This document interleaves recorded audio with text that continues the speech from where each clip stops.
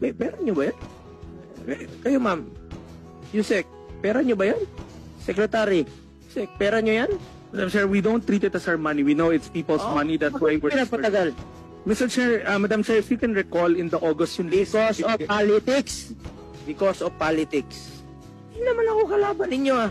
Huwag nyo damay yung mga mahirap. Magmamakaawa yung Pilipino sa tulong na 3,000.